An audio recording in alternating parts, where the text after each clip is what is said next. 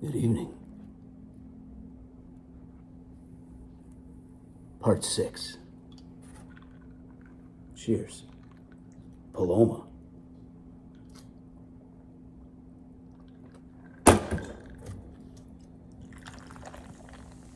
Water.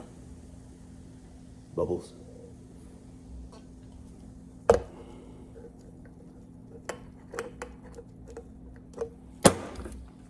Beer.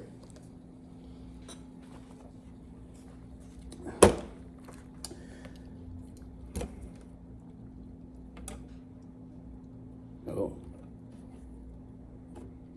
No microphone. Have to be the phone tonight. You'll live. Where we left off. You better be careful, he said. And suddenly he was waving a fat, black 357 Magnum at me. One of those sub-nosed Colt's pythons with the beveled cylinder. Plenty of vultures out here, he said. They'll pick your bones clean before morning.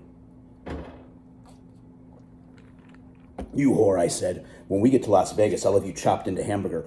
What do you think the drug bund will do when I show up with a Samoan narcotics agent?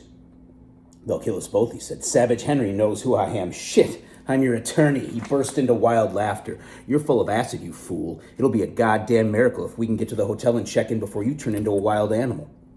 Are you ready for that? Checking into a Vegas hotel under a phony name with intent to commit capital fraud and a head full of acid?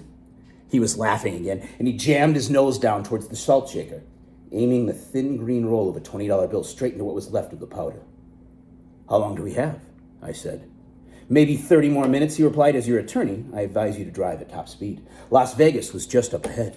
I could see the Strip hotel skyline looming up through the blue desert ground haze. The Sahara, the landmark, the Americana, and the ominous Thunderbird.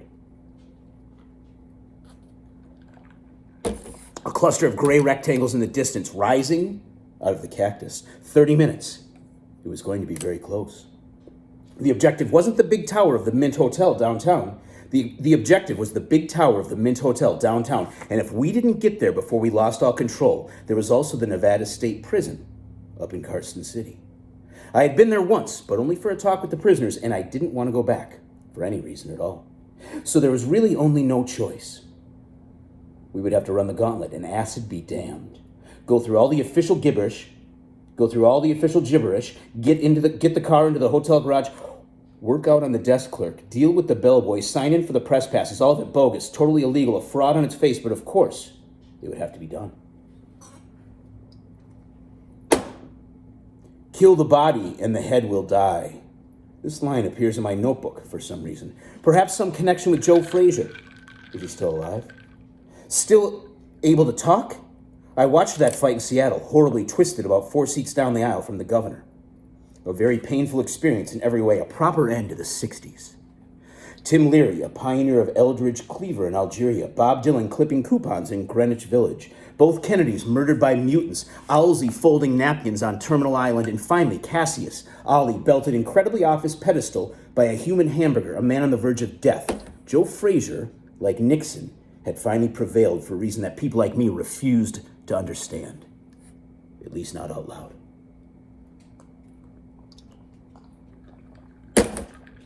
But that was some other era, burned out and long gone from this brutish reality of this foul year of our Lord, 1971.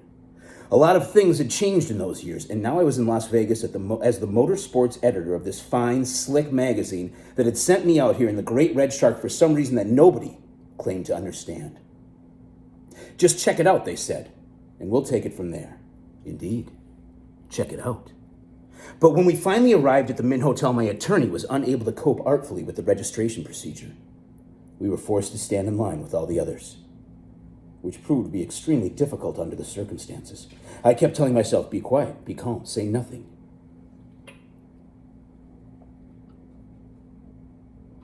Speak only when spoken to. Name, rank, press affiliation, nothing else. Ignore this terrible drug. Pretend it's not happening. There is no way to explain the terror I felt when I finally lunged up to the desk clerk and began babbling. All my well-rehearsed lines fell apart under that woman's stony glare. Hi there, I said. My name is Raoul Duke. Yes, on the list, that's for sure. Free lunch, final wisdom, total coverage. Why not? I have my attorney with me, and I realize, of course, that his name is not on the list. But we must have the suite. Yes, this man is actually my driver. We brought this red shark all the way from the strip, and now it's time for the desert, right? Yes. Just check the list and you'll see. Don't worry. What's the score here? What's next? The woman never blinked. Your room's not ready yet, she said, but there's somebody looking for you. No, I shouted. Why? We haven't done anything yet. My legs felt rubbery. I gripped the desk and sagged towards her as she held out the envelope, but I refused to accept it. The woman's face was changing, swelling, pulsing. Horrible green jowls and fangs jutting out, the face of a moray eel, deadly poison. I lunged backwards into my attorney, who gripped my arm as he reached out to take the note. I'll handle this, he said to the moray woman. This man has a bad heart, but I have plenty of medicine. My name is Dr. Gonzo. Prepare our suite at once.